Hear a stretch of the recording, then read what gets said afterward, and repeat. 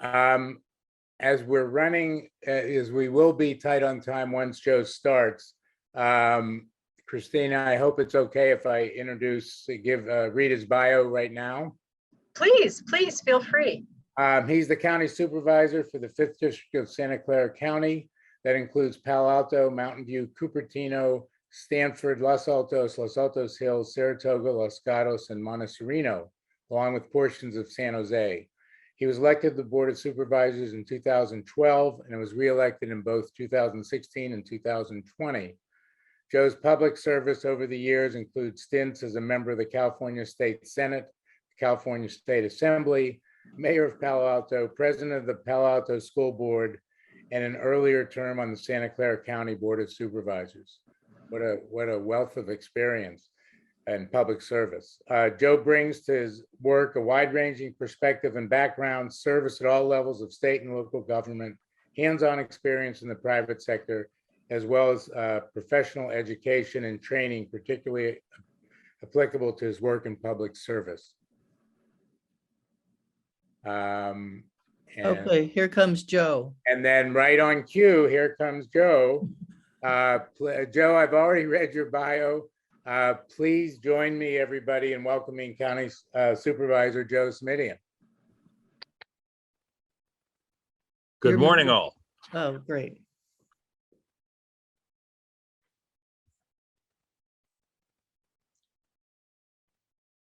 Are you waiting for me to share a few thoughts? Yeah, the floor is yours. All right, thank you. Sorry to be tardy. The perennial tech challenges. And let me start by telling you that we are celebrating an anniversary that I suspect almost all of you are unaware of. And that is that it is our 25th anniversary. I have now represented Los Altos for the past 25 years in various forms and fashions as a county supervisor, a state assembly member, a state senator, and now, of course, again, as county supervisor. So as I have occasionally said to some of you, I feel as if Los Altos is my second hometown, and I thank you for welcoming me in that way over the years and making that so. I hope you will think that that gives me the prerogative to speak candidly about things in the area that I now think of as a second hometown. And I was asked by your organizers to share a few thoughts about the state of my district to provide some context, I think, for the good work that you all do. And here's what I want to say, and it's a little different than you perhaps would expect from a public official, an elected official, but I would describe the state of my district as anxious, edgy, unsettled, and contentious. And that is a description that is perhaps not one you'd expect from an elected official, as I say. And to be clear, I don't presume to be anybody's therapist or clergy person this morning, but I do think a candid assessment of our times and the challenges we face as communities and certainly with governing institutions calls on us to be candid and honest with ourselves about the state of our nation, our state, and our communities, the cities and towns we all call home. I have found that it is a real challenge in the politics and governance of our time. And I think it has been coming for a long time, even if we were not always quick to see it.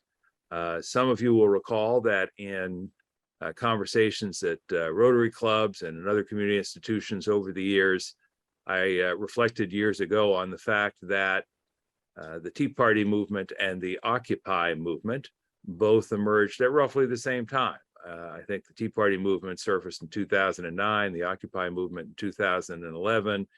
And while they might find it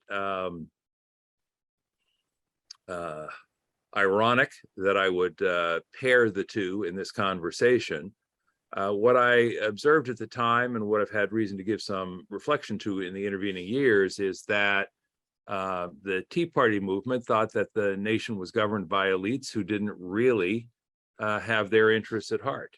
The Occupy movement thought that our country was governed by elites who didn't really have their interests at heart. And so from very different vantage points, right and left, they, I would argue, actually had a lot in common in terms of what they shared. Now, what's that got to do with us in Los Altos in the year 2022? Well, in the intervening years, of course, we've had the populist movement from the left with Bernie Sanders. We've had the phenomenon of President Donald Trump, and both of whom, I think, in very different ways, obviously, have tapped into a deep sense of discontent in the national psyche. And I think that whatever your politics may be, and I don't want to get, quote, too political for this gathering in the morning, whatever your politics may be, I think we all have to acknowledge that they both tapped into something that was there. Some of you know that following the 2016 election, I went off to visit 3 counties around the country in North Carolina and Pennsylvania and Michigan that had previously voted Democratic, had voted for Barack Obama, and that then flipped and voted for Donald Trump. And I was just curious, why? What happened? And what I discovered in every place I went was that there was this sense that nobody was listening, nobody cared, and nobody was doing anything about the challenges that these particular counties and many others like them, I'm afraid, were feeling at the time. So, as I say, let's get back to Los Altos and 2022. And I think, you know, at the risk of stating the obvious and telling you what you already know and know better than I, it's troubling, or at least I think it should be, that we are so scratchy, we are so fractious, we are so up at each other about things where I think, frankly, you know, there's a lot of common agreement. The Medicare for all debate at the national level, you know, free college, people make these things sound as if they're radical. I'm a little surprised because whatever you think about how we provide healthcare, which is a major function at the county, I think almost everybody on the screen would say, if you need healthcare, you ought to be able to get it. And, you know, Medicare has been with us for 50 years, so it's hardly a radical concept. So really, we're just having or should be having, a debate about how we can make sure that everyone who needs healthcare gets it. And yet we've turned it into a battle royal. Same with the so-called radical notion of free college. You know, my father went to college on the GI Bill 75 plus years ago.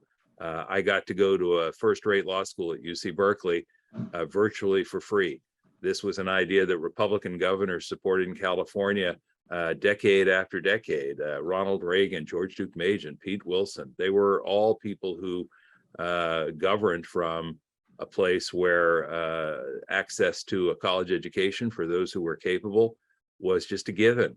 And yet we've now, you know, managed to turn that in. And so finally, housing, you know, really, NIMBY, YIMBY. Some of you may remember a few years ago, we had a conversation about housing in Los Altos, and I was included in the panel, and thank you again. And when somebody asked if I had any suggestions, I said, yeah, hug a NIMBY. And everybody rolled their eyes and laughed. And I said, no, I'm serious. Why are we at a place where this is such a contentious debate? I believe that if we asked 100 residents of the community, how many of you would like to make sure that Los Altos is still a place where younger families can get a foothold, find a home, grow their families, reach their potential? I think 80% of the people in the room, if not more, would raise their hands. If I then ask the same group, how many of you agree with me that a relatively small town like Los Altos cannot accommodate the tens of thousands of people who would like to call Los Altos their home, I think, again, 80+% of the people would raise their hands. So how is it that we've gotten to a place where we not only have a debate, which is healthy, but really a polarization around an issue that's really not, in my judgment, one that is all that characterized by a deep division? Most folks would like to see others have the same opportunities they had. Most folks understand there are limits to the number of folks who can be accommodated in any one of our smaller communities, whether it's Los Altos or Palo Alto or Mountain View. And again, I think we find ourselves arguing over issues where there is really a great sense of agreement, if only we would seek it out. And that's why I want to thank all of you who represent other organizations who are pulling folks together in some common community cause. And I see Ginny smiling at me, who was at the Palo Alto Rotary Club, because she's got dual citizenship apparently in Los Altos and Palo Alto. But you know, I talked there about how important these community institutions are in creating a sense of community and pulling people together. And I even managed to quote Alexis de Tocqueville on that very subject from long ago. And as I say, you may think of this as just a pleasant way to gather with friends, but I want to make the case to you all that you are building community and that it's never been more important, because I think this too will pass. I think it's a tough time. I think COVID didn't help. I think it's made all of us that much more edgy. And frankly, we're out of practice being neighbors, friends, colleagues, clubmates, whatever. And it's going to take us a while to find our way back. But I want to just exhort everyone, and I think in this group, it is your natural inclination to look for that common ground. We have sort of lost our way, in my judgment, in terms of our ability to find common ground. I, struggle to do that every day in my work. I suspect many of you do the same. But really, in a place as blessed as this, should we be at each other's throats over a community center, a proposal for a community theater, a difference of opinion about how to accommodate one city council member's aversion to cigarette smoke. I mean, we are truly so blessed. And yet I hear these fractious debates and think, how did we get to this place? As I say, I think the roots of how we got to this place are complex. I think they've been coming a long time. But I think the only way we work our way out of that is by looking for common ground, finding what we have in common with others in the community. And I think all of you are engaged in that effort. So I would say thank you, but more importantly, don't give up hope. Keep the faith, keep at it. And with that, I will say thank you for including me. I'd be happy to take questions on subjects as profound or prosaic as you would like this morning. Thanks very much, Joe. As always, your ability to stay both at absolute ground level and then all the way up to 30,000 feet. I've gone to a number of your presentations, and it's always pretty remarkable. And your deep experience with everything, with all the different posts you've held, I think serves you so well in that. And thanks again from all of us at LACC for coming today. I will look for hands up for questions for Joe. And I'm going to ask you to pause for just a minute while I ask the nice person outside to stop banging on the building. I'll be right back. Okay.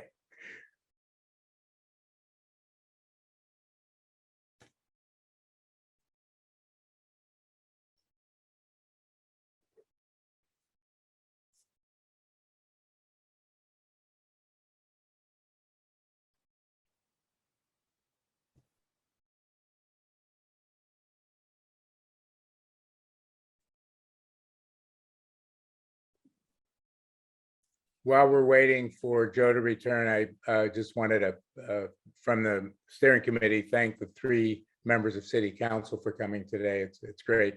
We always appreciate your interest and involvement. So thanks from steering committee.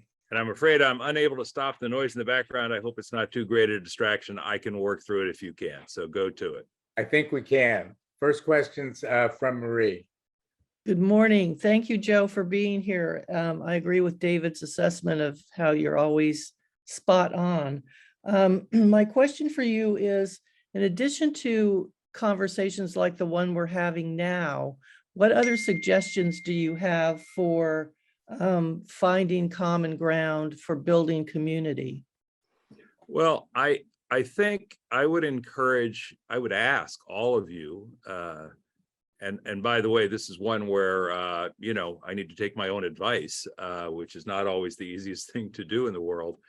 I would encourage you to ask yourselves, what is the legitimate kernel? What understandable concern do your opponents or adversaries in the public sphere bring to the debate that can and should be acknowledged? Years ago, I remember going home and shaking my head in frustration from a school board meeting and saying to my not yet wife, Mary Hughes, my God, I just wish these advocates could be a little more reasonable about acknowledging the legitimacy of other points of view. And she chuckled and said, honey, that's not their job. That's your job. Your job is to be reasonable. Their job is to be advocates. Just, go with that, understand that. And I have understood that, but I think, when I somewhat flippantly said some years back, hug a NIMBY, what I was trying to say is, look, calling folks names, whether it's NIMBY or YIMBY or whatever it is, and not acknowledging the legitimate concerns they bring to the conversation is just a path towards future further polarization. I went through this, Marie, when there were concerns about high-speed rail coming down the peninsula, and folks at the state level called my constituents NIMBYs. And I said, whoa, let's not dismiss the legitimate concern that somebody has that the high-speed rail authority is thinking about sending high-speed rail trains at 200 miles an hour down a 60-foot viaduct, literally in somebody's backyard. Really? You think they're small-minded because they have a concern about how that will affect the place they live and their largest single investment? And, when we do housing work, I'm always encouraging advocates and professional staff members alike, look, people are understandably concerned about their quality of life. We can't tell them traffic didn't get worse. It did, it has, it is. So, let's acknowledge those things, and then let's be serious and real about how we acknowledge and address them.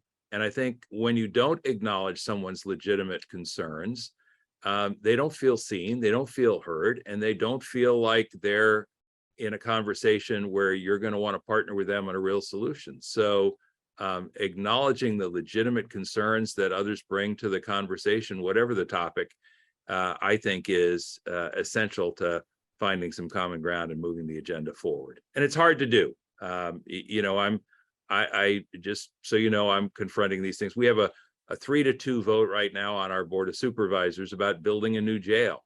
Now, nobody's excited about building a new jail, but it's gotten pretty contentious because I think there are folks on both sides, frankly, who are, struggling to acknowledge the legitimacy of the concerns of folks who are on one camp or another. So that's my take. Thanks, Joe, and thanks, Marie. Elizabeth. Okay. Oh gosh, I'm sorry. I thought there were lots of other questions. Thank you for taking mine, and I'll actually turn on my video since I'm back in the office. Oh, come on, turn on my video. I'm back in the office now. So good morning, and I wanted to ask, it's a little bit off topic, so I was hoping I'd be later down on the queue. The county had pre-COVID, had issued a grant that the museum is a recipient of, and many other cultural institutions in the area where it was like a special one-time grant. But my question is broader than whether or not that's ever going to be repeated. It was just sort of what kind of tools does the county have to affect this kind of discourse that you're talking about? And in particular, before you joined us, Joe, we were talking about Supervisor Simitian, we were talking about how common these kinds of community coalitions are, and whether or not supporting the kind of dialogue that the community coalition is setting up is something that the county does, or what resources are available for the county to help bring conversations and civility. I think, Elizabeth, first of all, please do feel free to call me Joe. As I mentioned at the outset, it's our 25th anniversary. So I think on our 25th anniversary, you should feel free to call me Joe. The second thing I would say is, I don't think the county is the venue that is probably best suited to try and help provide a structure or a vehicle to get to a better place on these issues. We do have various offices at the county executives level that deal with sort of many of the most sort of pressing and challenging issues of race and gender, but I don't think that's the right venue, frankly. And while we do have some mediation services available, they tend to be problem specific. So let me just phone a friend here by looking at Christina Loquist, who is my chief of staff. Christina, I'm not thinking of any venue in the county that really would be the right venue for this kind of dialogue. Am I missing anything, or is there anything you want to say? You could always consider this, that, or the other. I mean, the one thing I would recall is that not that long ago, we did have those micro grants to enable community groups to support anti-hate work in the community, really focused at the backlash around anti-Asian issues. And I think that was very effective. It was very grassroots. And so I don't know to the extent that opportunity might come up again. All right, I'll take a look at that one, Elizabeth, and we'll coordinate with you. And I don't know if it's Kim or somebody else but we'll see if there's something either there that still exists or that might be revisited in the future. They were very modest, to Christina's point, but might provide a little funding to pull a facilitator in or a mediator in on some of these issues, which sometimes is just enough to change the direction of the conversation in a good way. Thanks. John Cowan. Thanks. Nice to see you, Jeff. Hey, John.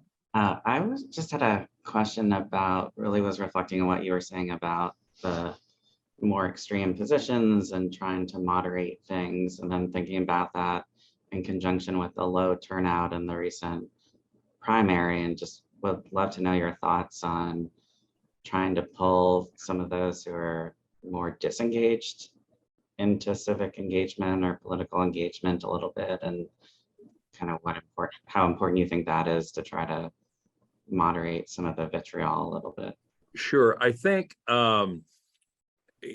we could spend all day, which we don't have, on that question alone, John, but here's one narrow and specific suggestion. I think we all, elected officials in particular, but we all need to do a better job of articulating why any of this matters. I think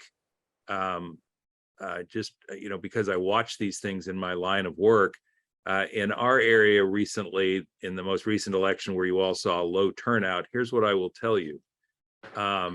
76% of the turnout was 50 and above. 46% of the turnout was 65 and above. Now, before anybody take offense, I think we're all a great group of people, whether we're 50 and above or 65 and above. But I think that needs to, gives us pause and goes to John's question about, so whole lot of folks out there, including not just quote younger voters, but folks who are middle-aged, raising their families, at a great place in their lives, who have just walked away from the process and the conversation. And I think an answer, not the only answer, but an answer is we need to be able to articulate why this matters, why it's relevant, what's in it for them to spend just a few minutes and show up and participate in the process. And for elected officials, I'm always amazed that people don't say, hey, Joe, you've been on the Board of Supervisors for 10 years. What the hell have you done that's made my life any better? How am I better off by virtue of your service? Certainly that was my surprise when I was in the state legislature for 12 years. People said, well, where are you on this issue? Where are you on that issue? Or, I want to know, do you call yourself a progressive or do you call yourself a moderate? And, I think if people listen to the political rhetoric of the time and their reaction is, so what? Then I think we shouldn't be surprised they don't engage. So I think I have to be able to look Gary Hedden in the face and say, Gary, here's what I did that matters to you, that affects your life, and that improves the life and well-being of your entire family and your neighborhood. And he should be able to ask me that question. I should be able to give him an answer. So I think that's one way in which we can improve it. And I don't think we're doing that. And bluntly, I don't think the National Democratic Party or the president has done as good a job of that as they can be doing and should be doing. And now I see Liz smiling at me, so. Good morning, Joe. Thank you so much. Happy 25th anniversary. I'd like to hear your comments on SB 9 and how it might be affecting our local communities. Are you aware of any applications yet to tear down a single family home and put in a duplex or fourplex? Yeah, Liz, thank you. Great way to sort of return to where I started, which is I know the author of SB 9 and SB 10 is the other one that people talk about, of course, Senate Bills 9 and 10. State Senator Scott Wiener. I know Scott only a little, and we've known each other over the years. I think he's a bright guy. And what I would say is I credit him for tackling a big issue and an issue of undeniable importance, the lack of housing in our state. But I would fault him, and I say that respectfully, for having created an awful lot of contention over something that ultimately I don't think is going to have a lot of impact. So the shorter answer I might have given you, Liz, is I think well-intended but ill-conceived. And I believe that 5 or 10 years from now, we'll all look back and say, really? We were all at each other over SB 9 and 10, and it was neither as bad as we feared nor as helpful as we hoped. I just think it will turn out to be not that much. Now, I served at the state level for 12 years. So I know this, and I've been a locally elected for a long time as well. I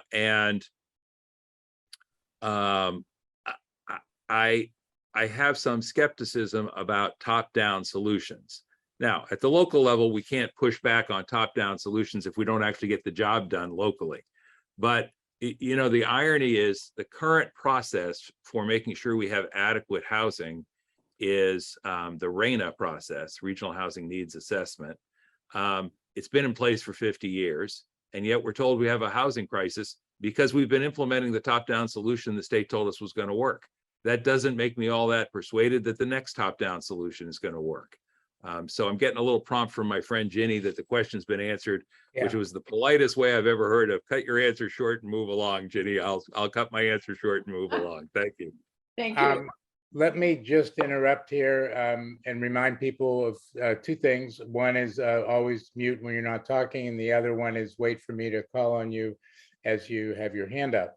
Also wanted to say that it's 9:30, and so if a couple things, if you'd like to be added to our mailing list, the LACC mailing list, please send an email to info@losaltoscommunitycoalition.org.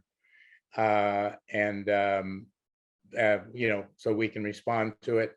Again, wanted to mention that I realize people might have only planned to stay to 9:30, so if you have to leave, we understand. Joe, I'm hoping you can stay for a few more minutes as we have more questions. Would that be okay? Yes, that's fine. Happy to do it. Thank you. Number two, my fragile ego will be okay if I see somebody's face disappear from the screen. And number three, my bad for struggling to get on and losing a couple of minutes. So happy to stick around for a minute or two. Thanks so much. And for that, just in case anyone is going to leave, wanted to mention again, please join us on July 1st, 2 weeks from this morning, when Nick Zorns will be, Los Altos Development Services Director, will be speaking on the Los Altos housing element, what it is and why is it so important. And also wanted to thank Los Altos Mountain View Community Foundation for providing LACC with financial and in-kind support. I wanted to ask the question Ginny Lear posed in the chat. And Joe, your last answer kind of segues into it, your last response. Joe, do you think the local housing reactions are because they come from the state down to the cities? Was that the only way to make it happen? I think that that's part of it, because none of us like to be told what to do at the risk of, again, of stating the obvious. But I think that's mostly sort of just among opinion leaders and elected officials who resist that. I think for most folks, they just want what they want. They don't want what they don't want. And the fact that it's a state mandate is probably not the driving force in my conversations with them. I think the greater force is that folks are genuinely concerned about the quality of lives in their neighborhoods. And so whatever we can do to honestly address and assuage those concerns is going to be helpful. I think they're also concerned about property values. And again, rather than vilify them for that, why don't we say, you know what, it's the largest investment most folks have in their portfolio. It's their security in their later years. That's an understandable concern. How can we address that concern? How can we assuage their concerns and persuade them that it won't be a problem? That's, forgive me, everybody, that's bluntly likely to be more effective than telling them that they're elitist or racist because they have a concern about a state law that is frankly not yet fully realized. Good answer. Gary Hedden. Hi, Joe. I'm going to follow up on what you've just been talking about. Affordable housing is one of the top items of this group's interest in terms of, because of the surveys tell us that. But I think the challenge here is to make it clear what the vision is. Why do we need more housing, and what's the benefit? So I don't see any particular vision. My vision would be, we want to create some walkable neighborhoods where the people don't have to drive a car, for example. They can get to the stores and the shops and the things they need. So concentrate the development in these areas and not here, there, and everywhere throughout the city. That's going to mean you got to have 4 and 5 story developments, but make it in the existing commercial areas, which would help those areas and help the people who can walk around and enjoy that kind of life. I think we could get it both ways without going out into the suburbs and disturbing people there. What do you think? I think I agree with much of what you just said. The only cautionary note, and Gary, I say this with affection and respect, is I think you have to be careful about some of the language you use. I think how you frame these issues matters to people. I think anything that sort of avoids and I think you were right on this one. I think anything that avoids answering the unasked question is not going to be successful. And the unasked question is, what's in it for me? In other words, folks who are already living a good and comfortable life in Los Altos and who are seeing pressures for more development are understandably even if they don't say it out loud, asking, well, what's in it for me? And I think we need to just know that that question is there, and we need to answer it, even if it's not out loud. And I think you're spot on about the fact that there are good answers to that question, but we don't often lead with that. We sort of act like it's a moral imperative, and if they don't share our view, that they are somehow morally less than we. What I tell people, so I'm looking at Royal Ave's screen at the moment, and what I would say is, you know what, if we build that housing, well, number one, we'll have a workforce so that our small businesses can continue to serve us and continue to generate tax revenue that we need to support the community benefits that we all enjoy. So there's an economic reason, there's an economic what's in it for me. Number two, to your point about transportation, every time I'm stuck in traffic on 101, I try to remind myself that it's because there's some poor soul who's driving to work from Tracy, and that's why traffic is thick. But the what's in it for me is, hey, if he or she lived around the block from where they worked, I wouldn't be stuck in traffic. And the number three of it is, when we have the next fire, flood, or earthquake, we're going to want these emergency service personnel close at hand to keep us safe, to keep things up and running. And if they all are living in Tracy, we can't be, which it seems to me every cop and firefighter and nurse I meet tells me this is where they live, then, we're going to be in a world of hurt. So I think there are economic reasons. I think there are transportation reasons. I think there are public safety reasons. I also think that there is a less tangible but more important reason that doesn't get shared very much. And that is, I think, well, I'll just give you an example. In Palo Alto, forgive me for leaving town for a minute, Helen and Stanley, who have run the Town and Country dry cleaners for 35 years, just closed up shop. Now, I'm disappointed in that, because for 35 years, I've known Helen and Stanley. They know how I like my shirts. I know that Derek went off to be a police officer in Campbell. I know that Dennis is still working at the store. And they call me by my first name. I call them by their first names. That sense of community gets lost when a lot of folks in the community who work in the community are really strangers, folks who drive in and drive out.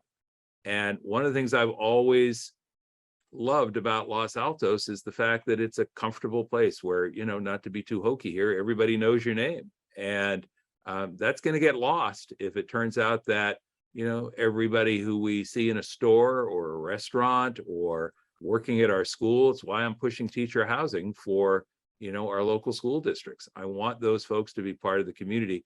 And that may be intangible, but I think it's very, very real and very, very important. And frankly, given what people are paying for housing, I think it's something they want. Yeah, good answer, Joe. Hidden Village just had to shut down their summer camps. Terrible thing. And one of the reasons was they couldn't get the camp counselors they needed to run the program. So yeah, we need to make it possible for people who work here to actually live here. Good, and another great response, Joe, and a really important topic. I don't see any other hands up. Does anyone else? Ginny, the bear with the yellow is so, I love that bear, but it always looks like a hands up. I don't see any other questions. So I wanted to just thank everyone for coming. Joe, thanks so much for being here and for staying with us past 9:30. And everyone really enjoyed it because virtually nobody left at 9:30. We look. David, one last word, if I may, and I know everybody needs to get on with their day, but I really want to ask, encourage, exhort all of you to stay on it, to stay with the work. I know this is a dispiriting time. I can't see Christina Loquist or Christine Pryor from my office that clearly on the screen, but it's not been easy times for my office or me at the county, given the challenge of the last few years. And as I say, the larger context I know makes it tough for all of you to do the work you do.